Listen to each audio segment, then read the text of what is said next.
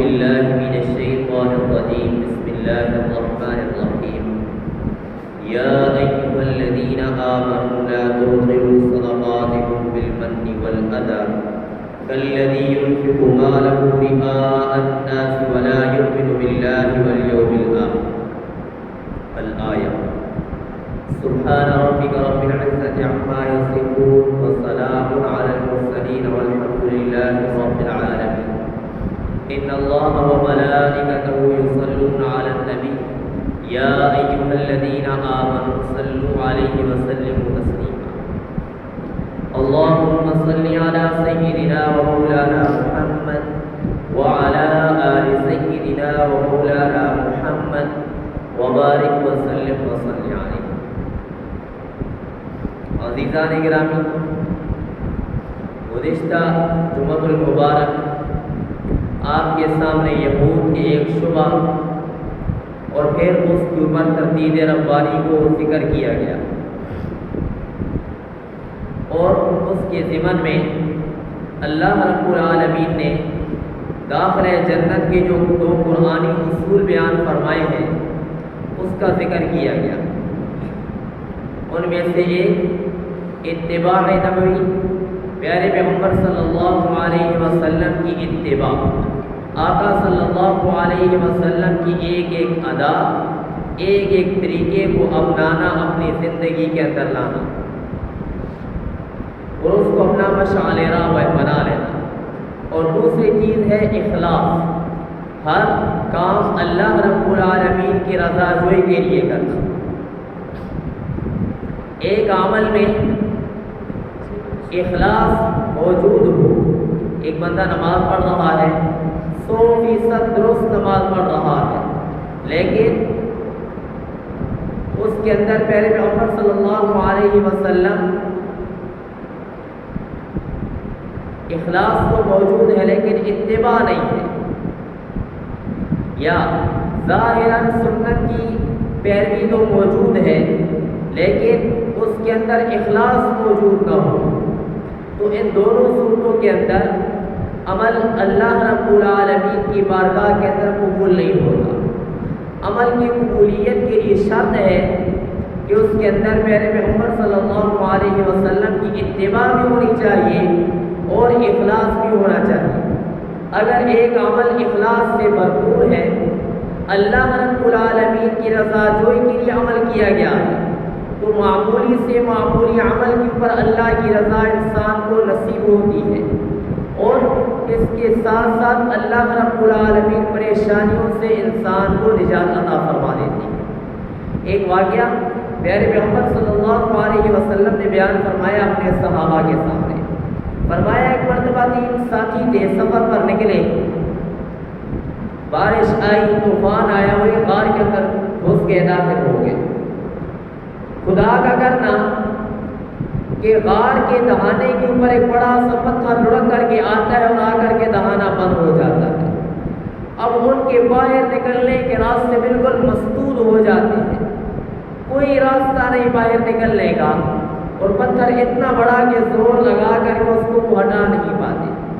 انہوں نے آپس کے اندر مل بیٹھ کر کے مشورہ کیا، اور پھر ہر ایک نے اپنے نیک اعمال کو اللہ رب العالمین کے سامنے پیش کیا۔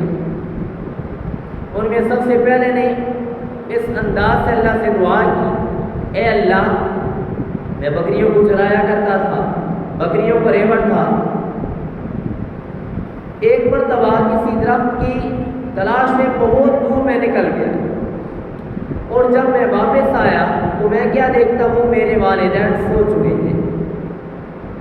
میں نے واپس آ کر کے اپنے بکریوں کو دودھ دھویا اور پیالہ اٹھا کر کے اپنے والدین کے سرہانے میں کھڑا ہو گیا کہ ادھر یہ بیدار ہوں، ادھر میں ان کو دودھ پلاؤں، اور یہ میری پکی عادت تھی۔ سب سے پہلے میں واپس آ کر کے دودھ اپنے والدین کو پیش کیا کرتا تھا، اس کے بعد اپنے اہل و عیال کو میں دودھ پلایا کرتا تھا۔ تو وہ کہنے لگا، اے اللہ،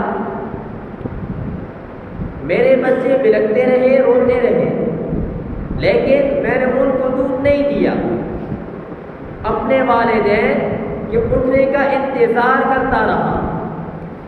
میں اسی حالت میں کھڑا رہا یہاں تک کہ صبح کا ٹائم ہو گیا، فجر صبح کا وقت ہو گیا۔ اے اللہ، میں نے یہ عمل خالص آپ کی رضا کے لیے کیا۔ اے اللہ، اگر آپ کے کاموں کے اندر میرا یہ عمل آپ کی رضا جوئی کے لیے تھا تو آپ اپنے فضل سے اس پتھر کو غار کے دہانے سے ہٹا دیجیے۔ پیارے محمد صلی اللہ علیہ وسلم کے ارشاد، پتھر ذرا سا سرک گیا۔ دوسرا آدمی دعا کے لیے ہاتھ اٹھاتا ہے، کہتا ہے اے اللہ، میری خالہ ذات تھی، چچا ذات تھی، جو بھی تھی، بہن تھی، اور اس کے ساتھ بڑا پیار تھا، بڑی محبت تھی۔ کسی ضرورت کی تحت اس کو پیسوں کی ضرورت پڑی، میں نے اس کو 120 دینار دیے، وہ میری بات ماننے پر رضامند ہوئی، لیکن عین آخر موقع کے اوپر وہ آ کر کے کہنے لگی اللہ سے ڈر اور اس مہر کو بغیر حق کے ختم نہ کر۔ میں وہیں سے اٹھ کھڑا ہوا، میں نے وہ سونے دینار، وہ سونے کی شکل، میں نے وہ بھی واپس نہ لیے۔ اے اللہ، اگر میرا یہ عمل آپ کی رضا جوئی کے لیے تھا تو آپ اس غار سے پتھر کو ہٹا دیجیے۔ پتھر ذرا زور سے رکھ گیا۔ تیسرے آدمی دعا کے لیے ہاتھ اٹھاتا ہے اور کہتا ہے اے اللہ، میں نے اپنے کام کے لیے مزدوروں کو بلایا، تمام مزدوروں نے اپنی دہاڑی لی اور چلتے بنے، ایک مزدور نے دہاڑی نہ لی اور ویسے ہی چلا گیا۔ میں نے اس کی رقم کو تجارت کے اندر لگایا، کام کے اندر لگایا، جس کے نتیجے میں بہت بڑا ریوڑ اونٹوں کا، بکریوں کا، گائیوں کا میرے پاس جمع ہو گیا۔ ان کو چرانے کے لیے میں نے چرواہے خرید لیے، رقیب غلام میں نے خریدے، اور ایک دن مدتوں بعد وہ میرے پاس آتا ہے اور آ کر کے وہ مجھ سے مطالبہ کرتا ہے اللہ سے ڈر اور میرا حق مجھے ادا کر۔ تو میں نے اس کو کہا یہ سب کچھ تیرا ہے۔ وہ کہنے لگا تو مجھ سے کیوں مذاق کرتا ہے؟ تو اے اللہ، میں نے وہ سب کچھ اس کے حوالے کر دیا اور وہ لے کر کے چلا گیا۔ اگر میرا یہ عمل آپ کی رضا جوئی کے لیے تھا تو آپ اپنے فضل سے اس پتھر کو ہٹا دیجیے۔ پیارے محمد صلی اللہ علیہ وسلم نے فرمایا کہ اللہ رب العالمین نے غار کے دہانے سے اس پتھر کو ہٹا دیا، سرکا دیا۔ اب یہاں پر اس واقعے کے اندر بہت سارے اسباق ہماری ہیں، جن میں سے پہلا سبق یہ ہے کہ والدین کی فرما برداری، ان کے ساتھ بہترین سلوک، اس کی بنا پر اللہ رب العالمین اس کے نتیجے میں مسائل کو اللہ دور کرتے ہیں۔ نمبر 2، اگر انسان پاک دامن بننے کا تہیہ کر لیتا ہے، پاک دامنی کی زندگی گزارنے کا تہیہ کر لیتا ہے، اور اسی طریقے سے اپنے معاملات کے اندر صفائی پیدا کر لیتا ہے، بددیانتی سے بچا لیتا ہے اپنے آپ کو، تو اللہ رب العالمین مصائب سے، پریشانیوں سے بچا لیتے ہیں۔ اسی طریقے سے جو بندہ ہر عمل کے اندر اللہ کی رضا کو مد نظر رکھتا ہے، اللہ رب العالمین اس کی پریشانیوں کو بھی دور فرما دیتے ہیں۔ لیکن اگر انسان اعمال کرتا ہے اور اعمال کے اندر اخلاص نہ ہو، اخلاص کی جگہ پر ریاکاری آ سکے، تو پھر جتنا بڑا عمل کیوں نہ ہو، نماز جیسا مبارک عمل جس کے اوپر اللہ رب العالمین نے وعدہ فرمایا کہ ایسے بندے کو میں اپنی ذمہ داری پر جنت کے اندر داخلہ نصیب فرماؤں گا۔ رزق کی تنگی اللہ دور کرتے ہیں، قبر حشر کے عذاب سے اللہ بچاتے ہیں۔ روزہ جس کے نتیجے میں انسان کو اللہ کا قرب نصیب ہوتا ہے، صدقہ اور خیرات جس کے نتیجے میں انسان اللہ کے بندوں اور جنت کے قریب ہو جاتا ہے، جہنم سے اللہ اس کو دور کر دیتے ہیں، فرشتوں کی دعاؤں کے اندر اللہ رب العالمین اس کا حصہ رکھ دیتے ہیں۔ اللہم اعط منفقا خلفا، اے اللہ جو آپ کے راستے میں اپنے مال کو لگائے آپ اس کو اور زیادہ دیجیے، اور جو اپنے مال کو آپ کے راستے میں نہ لگائے آپ اس کے مال کو طرف ختم کر دیجیے۔ اتنے عظیم مبارک عمل اگر ان کے اندر ریاکاری آ جاتی ہے، دکھلاوا آ جاتا ہے، حضرت شداد بن اوف رضی اللہ تعالی عنہ پیارے پیغمبر صلی اللہ علیہ وسلم کے ارشاد نقل فرماتے ہیں، آقا نے فرمایا من صلی یرائی فقد اشرک، جو بندہ دکھلاوے کے لیے نماز پڑھتا ہے اس بندے نے شرک کیا۔ ایک مرتبہ حضرت ابو سعید خدری فرماتے ہیں ہم بیٹھے ہوئے تھے اور دجال کا تذکرہ ہم کر رہے تھے، اچانک پیارے پیغمبر صلی اللہ علیہ وسلم ہمارے پاس تشریف لائے اور آ کر کے فرمایا میں تمہیں وہ چیز نہ بتاؤں جس کا مجھے تمہارے بارے میں دجال سے بھی زیادہ خطرہ ہے۔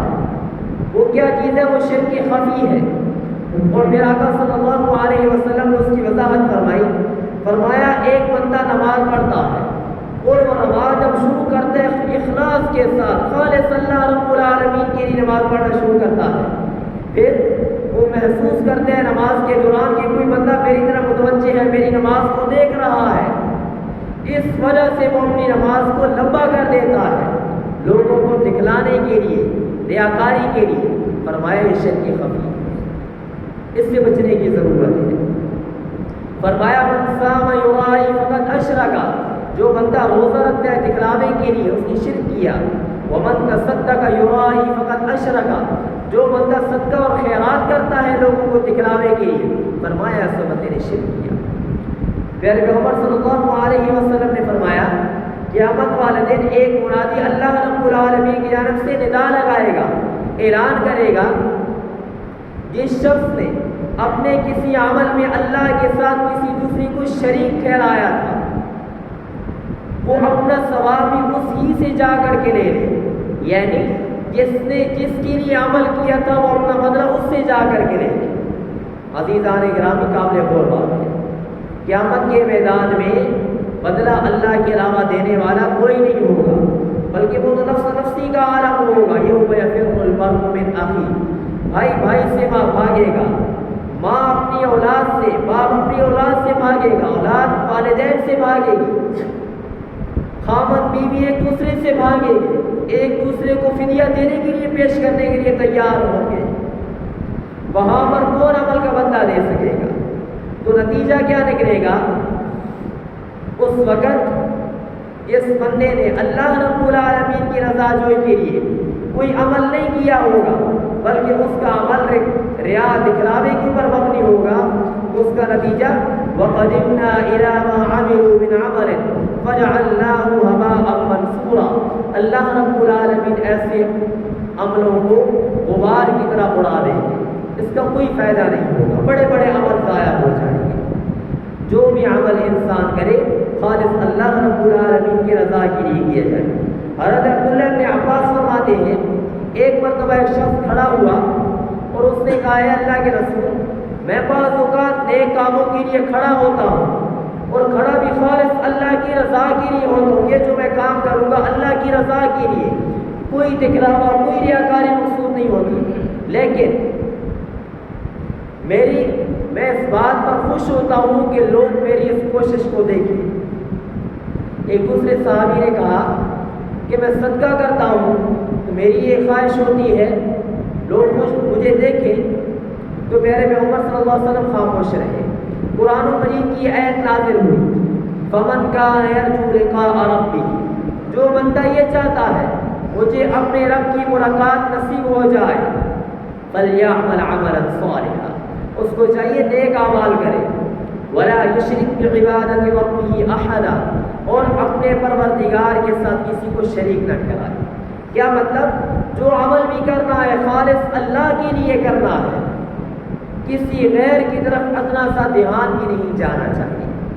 حدیث شریف کے اندر پیارے پیغمبر صلی اللہ علیہ وسلم کے ارشاد اول وہلہ میں جن 3 افراد کا اللہ رب العالمین حساب و کتاب شروع کریں گے ان میں سب سے پہلا ہوگا شہید، نمبر 2 قاری، نمبر 3 سخی۔ ان 3 کے ساتھ اللہ رب العالمین حساب و کتاب شروع کریں گے۔ جو آیات کریمہ آپ کے سامنے تلاوت کی گئی، اللہ رب العالمین کے ارشاد ہے یا ایھا الذین آمنوا، اے ایمان والو، لا تبطلوا صدقاتکم بالمن والاذی، اپنے صدقات کو لوگوں کے اوپر احسان جتا کر کے، لوگوں کو تکلیف پہنچا کر کے ان کو ضائع نہ کرو، باطل نہ کرو۔ کالذی ينفق مالہ رئاء الناس، جیسے وہ شخص جو اپنا مال خرچ کرتا ہے کس لیے؟ رئاء الناس، لوگوں کو دکھلانے کے لیے۔ ولا یؤمن باللہ والیوم الآخر، نہ اللہ کو مانتا ہے نہ یوم آخرت کو مانتا ہے۔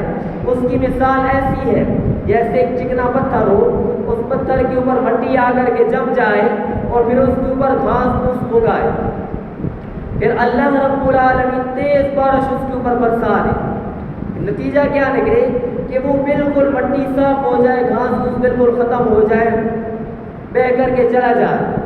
اللہ رب العالمین نے یہ مثال دے کر کے سمجھایا ہے، اے انسان جو بھی تو عمل کرتا ہے، اگر اس کے اندر تو اپنا مال لوگوں کو دیتا ہے ریاکاری کے لیے، یا مال دے کر کے ان کے اوپر احسان جتلاتا ہے، کسی کام کو کر کر بھی احسان جتلاتا ہے، یا ان کو تکلیف پہنچاتے ہیں، اپنا کام نکلوانا چاہتے ہیں ان کو مال دے کر کے، کوئی بھی کام کر کے، تو فرمایا وہ ایسے ہی ہے۔ قیامت کے میدان میں جب تو اللہ کے حضور حاضر ہوگا تو تیرے جتنے بھی کیے ہوئے اعمال ہوں گے اس قسم کے، وہ تیرے کچھ کام نہیں آئیں گے، وہ تیرے کچھ کام نہیں آئیں گے۔ اور جو میں نے آپ کے سامنے حدیث ذکر کی، اول وہلہ میں جن کا حساب کتاب شروع ہوگا وہ بھی وہ لوگ ہوں گے کہ جس نے شہادت تو حاصل کی لیکن اصل مقصد کیا تھا؟ تاکہ لوگ مجھے بہادر کہیں۔ ایک بندے نے قرآن تو پڑھا، بڑا عالم بنا، لیکن اصل مقصد کیا تھا؟ لوگ عالم کہیں گے بہت بڑا عالم ہے، بہت بڑا مفتی اور قاری ہے۔ ایک بندہ جس نے اللہ کی راہ میں مال لٹایا، اپنا مال بے تحاشا خرچ کیا، لیکن مقصد کیا؟ لوگ بڑا سخی ہے، بڑا مال خرچ کرنے والا ہے۔ اللہ رب العالمین کی بارگاہ میں جب ان کو پیش کیا جائے گا، اللہ ان کے لیے جہنم کا اعلان فرما دیں گے۔ عزیزان گرامی، بہت بڑے بڑے اعمال ہیں یہ۔ قرآن کی ایک ایک حرف کے اوپر اللہ کم از کم 10 نیکیاں دیتے ہیں۔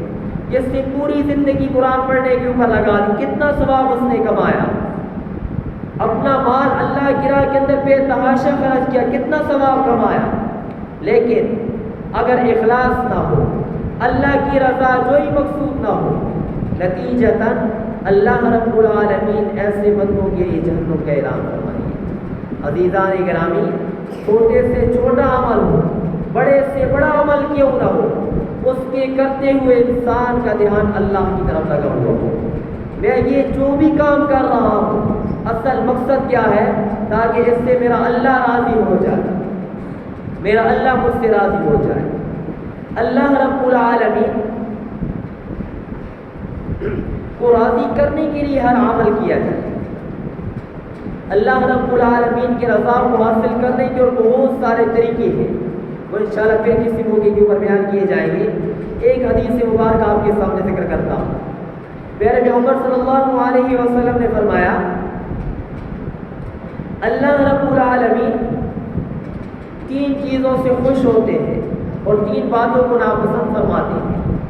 3 باتوں میں سے سب سے پہلی بات کہ تم اللہ کی بندگی کرو، دوسری بات اللہ کے ساتھ کسی کو شریک نہ ٹھہراؤ، اور تیسرا فرمایا وَاعْتَصِمُوا بِحَبْلِ اللَّهِ جَمِيعًا وَلَا تَفَرَّقُوا، اللہ رب العالمین کی رسی کو مضبوطی سے تھام لو، تفرقہ بازی سے بچو۔ اللہ کی رسی سے مراد حبل اللہ هو القرآن، اللہ کی رسی سے مراد قرآن مجید ہے۔ اللہ کے قرآن کو مضبوطی سے تھام لو۔ قرآن مجید میں اللہ نے فرمایا، پیارے پیغمبر کی زندگی تمہارے لیے بہترین نمونہ ہے، پیارے پیغمبر کی زندگی کو اپنی زندگی کے اندر لے آؤ تو تم کامیاب ہو جاؤ گے۔ فرمایا وَلَا تَفَرَّقُوا، تفرقہ بازی سے بچو، آپس کے اندر اختلاف سے بچو، متحد ہو کر کے رہو، یکجان ہو کر کے رہو، ایک کالم بن کر کے رہو۔ لیکن یہیں پر ایک اور بات بھی میں آپ کے سامنے ذکر کرتا رہوں۔ ایک اختلاف علماء کے درمیان ہوتا ہے، اور وہ اختلاف اگر قرآن مجید کے تحت ہو، پیارے پیغمبر صلی اللہ علیہ وسلم کی احادیث مبارکہ کی روشنی کے اندر ہو، ایک قرآن مجید کی آیت، ایک عالم قرآن مجید کے اصول اور ضوابط کے روشنی کے اندر ایک انداز سے سمجھتا ہے، دوسرا دوسرے انداز سے سمجھ لیتا ہے۔ اصل مقصد اللہ کی رضا جوئی ہے، اللہ کو راضی کرنا مقصد ہے، تو یہ اختلاف بھی اللہ کی رحمت ہے، اختلاف امت کی رحمت ہے، یہ اختلاف بھی رحمت ہے۔ لیکن اگر یہ اختلاف اگر اسی کو مستقل دین سمجھ لیا جائے اور اس کے نتیجے میں بحث و مباحثہ کر کے جنگ و جدل کیا جائے تو پھر یہ اختلاف بھی مذموم ہوگا، اللہ اس کو پسند نہیں کرتے۔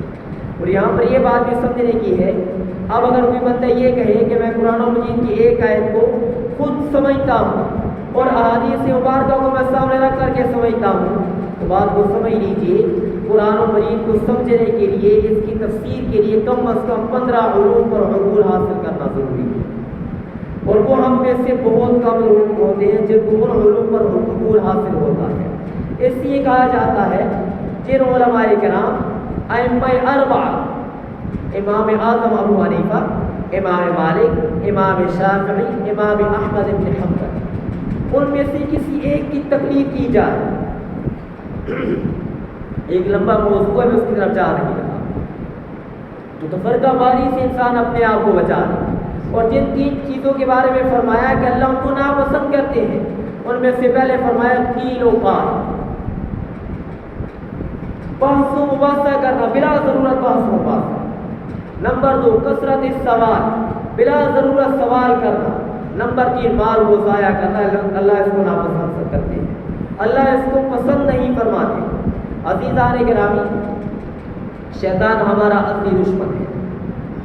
حضرت امام غزالی رحمہ اللہ فرماتے ہیں شیطان اولاً انسان کو نیک کام کرنے ہی نہیں دیتا۔ جب بھی انسان کوئی نیک کام کرنے کا ارادہ کرتا ہے تو وہ اس کے سامنے آ کر کے کہتا ہے اگر تو یہ کام کرے گا تو تجھے یہ نقصان ہوگا۔ مثلا اذان ہو گئی، انسان اپنی دکان کے اوپر ہے، انسان اپنا کام کر رہا ہے، کوئی عمارت تعمیر کر رہا ہے، کوئی بھی کام کر رہا ہے، وہ اس کو کہے گا اگر تو نماز کے لیے چلا گیا، پیچھے اگر تو ہماری دکان پر گاہک آ گیا تو تمہارے اتنے پیسے ضائع ہو جائیں گے، وہ تو وصول نہیں کر سکتی، کوئی اور لے لے گا۔ اسی طریقے سے اگر تو اپنا مال اللہ کی راہ کے اندر خرچ کرتا ہے تیرا مال کم ہو جائے گا۔ اس طرح انسان کو اللہ کے راستے میں مال خرچ کرنے سے، نیک اعمال سے انسان کو شیطان روکتا ہے۔ لیکن اگر کوئی انسان مضبوط کمر کر کے شیطان کا مقابلہ کرنے کے لیے تیار ہو جاتا ہے، نیک اعمال کرنے کے لیے تیار ہو جاتا ہے، تو پھر وہ دوسرا وار کرتا ہے، وہ کہتا ہے تیرے عمل کے اندر اخلاص ہے ہی نہیں تو عمل کرتا کیوں ہے؟ تیری نماز کے اندر اخلاص ہی نہیں ہے، ریاکاری ہے، تو کیوں نماز پڑھ رہا ہے؟ روزے کے اندر ریاکاریت دکھلاوا ہے، ہر عمل کے اندر یہی کہے گا ریاکاریت دکھلاوا کیوں کر رہا ہے؟ اس انداز سے انسان انہیں کام کرنے سے روکتا ہے، نتیجتاً انسان رک جاتا ہے اور شیطان اپنے مقصد میں کامیاب ہو جاتا ہے۔ عزیزان گرامی، ہم نے کرنا کیا ہے؟ ہم نے اپنی کمر کو مضبوط کرنا ہے اور میدان میں کود پڑنا ہے، نیک اعمال ہم نے کرنے ہیں، نمازوں کی پابندی کرنی ہے، ذکر و تلاوت کی پابندی کرنی ہے، ہم نے صدقہ اور خیرات کی پابندی کرنی ہے، اللہ کی راہ کے اندر مال لٹانا ہے، ہر نیک اعمال کرنا ہے، لوگوں کی مدد بھی کرنی ہے، جو بھی نیک راستہ ہے اس کے اوپر ہم نے چلنا ہے۔ اگر اس کے اوپر چلتے ہوئے آپ کو یہ وسوسہ آئے، شیطان وسوسہ ڈالے یا ریاکاری کا ڈر ہو تو آپ اس کی قطعاً پرواہ نہ کیجیے، قطعاً پرواہ نہ کیجیے، اس خیال کو جھٹک دیجیے اور مسلسل کوشش کرتے رہیے کہ مجھے اس عمل کے کرتے ہوئے اخلاص نصیب ہو جائے، اور اس کے ساتھ ساتھ کثرت کے ساتھ اللہ کو یاد کیجیے، اللہ کی طرف اپنا دھیان لگائیے۔ نمبر 3 اللہ سے دعا کیجیے، اللہ سے دعا مانگتے رہیے۔ حضرت اشرف علی تھانوی رحمہ اللہ وہ فرماتے ہیں شیطان اللہ کے در کا کتا ہے۔ اگر ایک آدمی اپنے دوست کو ملنے کے لیے جاتا ہے اور اس دوست نے کتا پال رکھا ہے، جب یہ دوست اپنے دوست کے دروازے پر جاتا ہے کتا آگے سے بھونکتا ہے، اس کے 3 طریقے ہیں۔ پہلا طریقہ یہ ہے کہ اس سے مقابلہ کرے، نتیجتاً یہ خود بھی زخمی ہوگا۔ دوسرا طریقہ یہ ہے کہ یہ وہیں سے واپس لوٹ آئے، اپنے دوست تک جائے ہی نہیں۔ تیسرا طریقہ یہ ہے کہ وہ اپنے دوست کو آواز دے، جب اپنے دوست کو آواز دے گا تو اپنے دوست کو جب یہ آواز دے گا، دوست اپنے کتے کو آواز دے گا، کتا اس کا رستہ چھوڑ دے گا۔ وہ فرمانے لگے اگر انسان اللہ کے رستے کے اوپر چلتا ہے شیطان انسان کو اللہ کے راستے کے اوپر چلنے سے روکتا ہے۔ اس کا سب سے پہلا طریقہ انسان مقابلہ کرے، شیطان ہمیں نظر نہیں آتا، اس کا مقابلہ کیسے کریں گے؟ وہ ہم سے زیادہ قوی ہے۔ دوسرا طریقہ، ہم اللہ کے راستے کو چھوڑ دیں، ہم اللہ کے راستے کے اوپر چلیں ہی نہیں، نمازیں پڑھیں ہی نہیں۔ اگر یہ ہم کام نہیں کریں گے تو جو ہی ہماری آنکھ بند ہوگی ادھر ہمارے لیے جہنم تیار ہوگی۔ تیسرا طریقہ کیا ہے؟ ہم اللہ رب العالمین کو پکاریں، اللہ کی طرف متوجہ ہو جائیں۔ جو ہی ہم اللہ کی طرف متوجہ ہوں گے اللہ دستگیری فرمائیں گے اور اللہ رب العالمین شیطان کے مقابلے میں ہمارے معاون اور مددگار بن جائیں گے۔ عزیزان گرامی، یہ کام کر لیجئے، اللہ رب العالمین کو راضی کر